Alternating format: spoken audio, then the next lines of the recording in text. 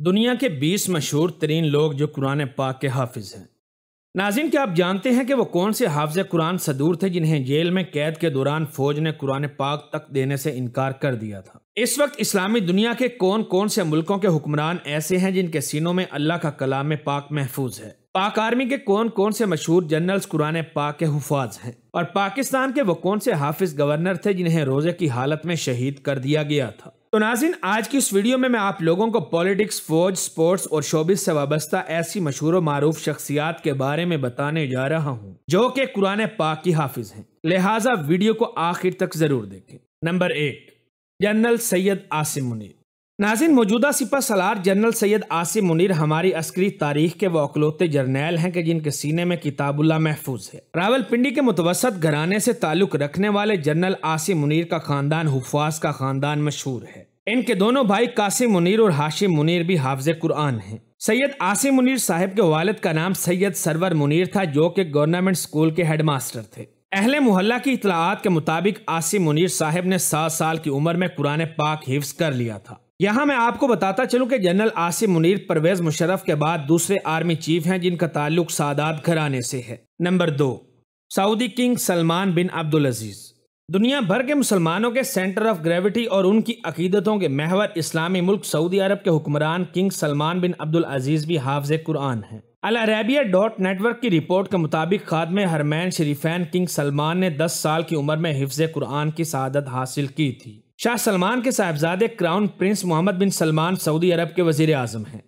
Number 3، ترک صدر رجب Tayyip Erdogan. خلافت عثمانیہ اور ہزاروں سال کی تاریخ سموئے اسلامی ملک ترکیہ کے صدر رجب طیب اردگان اس وقت تمام امت مسلمہ کے ہیرو سمجھے جاتے ہیں۔ رجب طیب اردگان کی پیدائش ایک مفلس گھرانے میں ہوئی۔ یہ خود بتاتے ہیں کہ ہمارے گھر میں بعض اوقات سالن تک تیار نہیں ہوتا تھا اور ان کے سارے گھر والے صرف ایک خربوزے سے نان کھاتے تھے۔ ان کے والد صاحب نے ننھے طیب کو دینی مدرسے میں داخلہ دلوایا جہاں انہوں نے قرآن پاک حفظ کرنے کی سعادت حاصل کی۔ طیب اردگان خود بتاتے ہیں کہ میں جب بچپن میں مدرسے پڑھنے جاتا تو ہمارے علاقے کے بزرگ کہا کرتے کہ بیٹا کیوں اپنا مستقبل خراب کر رہے ہو؟ کیا تمہیں بڑے ہو کر مردے نہلانے ہیں؟ جاؤ جا کے کسی اچھے اسکول میں داخلہ لو اور اپنا مستقبل سنوارو۔ تب میں بڑے ادب سے ان کی یہ باتیں سنتا تھا اور مسکراتے ہوئے کتابیں اپنی بغل میں دبائے مدرسے کی طرف چلا جاتا تھا۔ نمبر 3، عباس شریف۔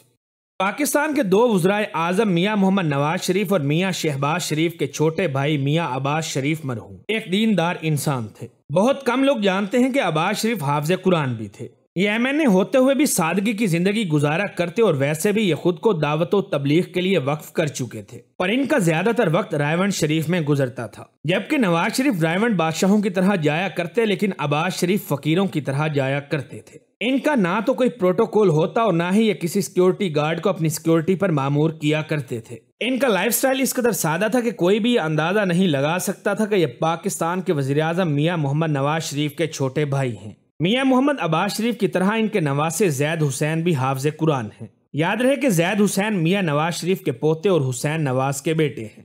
نمبر 4، ملا عمر۔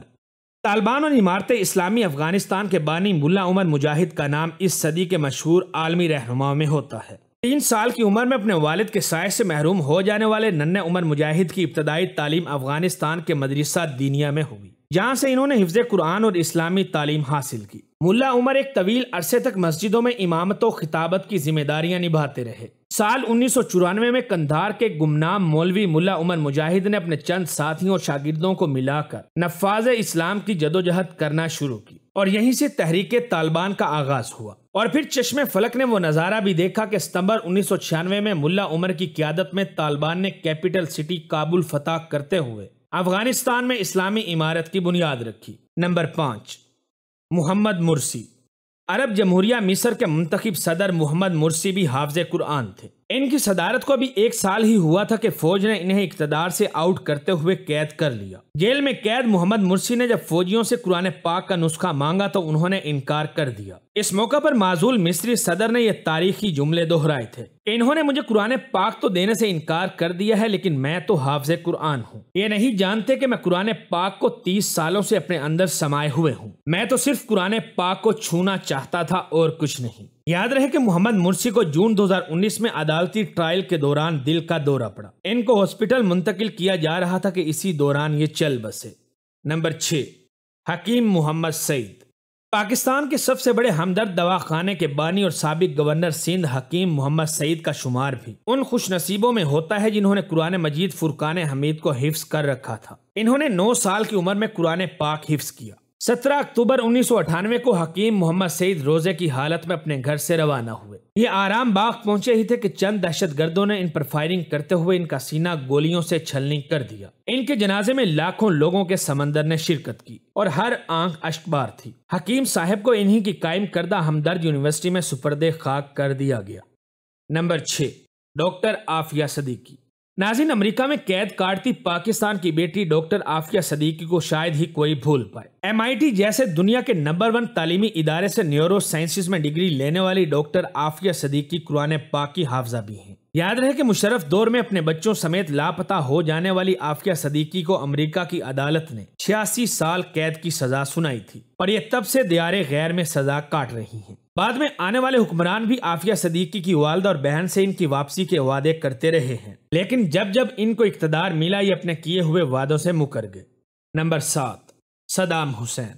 تیل اور دوسری معدنیات سے مالا مال عرب ملک عراق کے صدر صدام حسین، جنہوں نے 24 سال تک حکمرانی کی، یہ کسی کے لیے ہیرو تھے تو کسی کے لیے ویلن. مذہبی سوچ کے حامل صدام حسین کی کہانی انتہائی سنسنی خیز ہے. صدام حسین ابھی والدہ کے پیٹ میں تھے کہ ان کے والد کو قتل کر دیا گیا. غربت اور افلاس میں آنکھ کھولنے والے صدام حسین کی عمر 10 سال ہو چکی تھی، لیکن انہوں نے ابھی تک سکول کا منہ تک نہیں دیکھا تھا. صدر صدام حسین کی دلی تمنا تھی کہ وہ اللہ کے کلام کو حفظ کریں، لیکن یہ حافظ قرآن نہ بن سکے.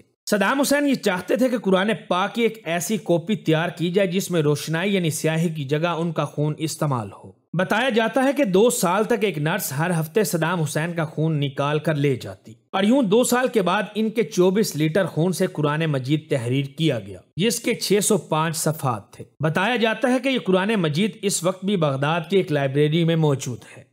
نمبر 8. سیٹھ عابد.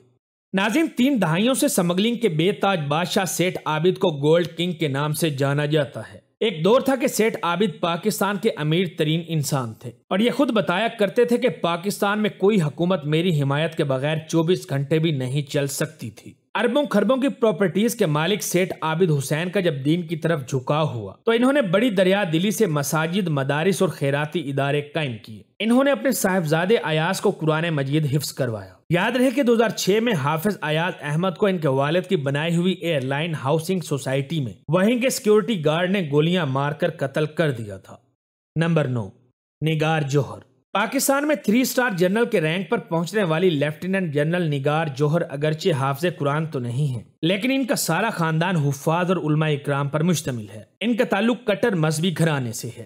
دیوبندیوں سے الگ ہو جانے والے مماتی گروہ اشاعت توحید و سنہ کے بانی شیخ القرآن مولانا محمد طاہر ڈاکٹر نگار جوہر کے نانا تھے، جبکہ اشاعت توحید و سنہ کے موجودہ امیر مولانا محمد طیب ان کے ماموں ہیں. کالعدم تحریک نفاذ شریعہ کے ملا فضل اللہ اور صوفی محمد سمیت کئی جہادی رہنما نگار جوہر کے نانا کے مدرسے میں پڑھتے رہے.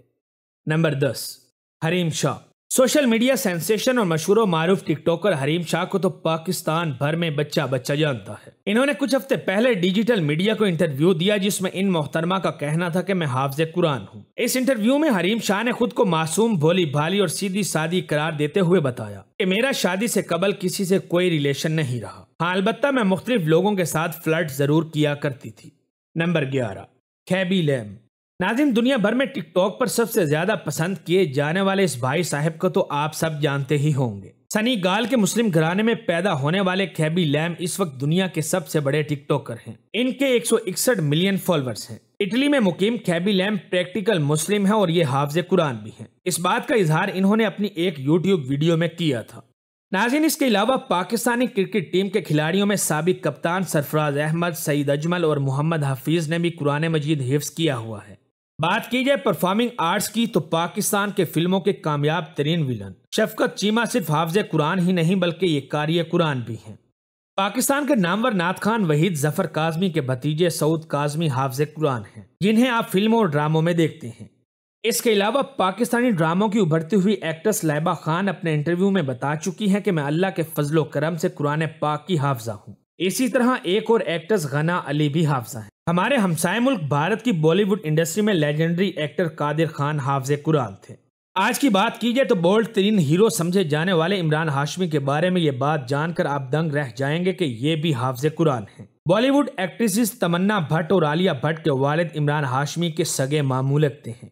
اس کے علاوہ ماضی کے مسلم حکمرانوں کی بات کریں تو مغلوں میں اورنگزیب عالمگیر وہ اکلوتے بادشاہ گزرے ہیں جو حافظ قرآن تھے، جبکہ سلطنت خداداد میسور کے سلطان ٹیپو کے حوالے سے بھی بعض مورخین نے لکھا ہے کہ انہیں قرآن مجید ازبر یعنی زبانی یاد تھا۔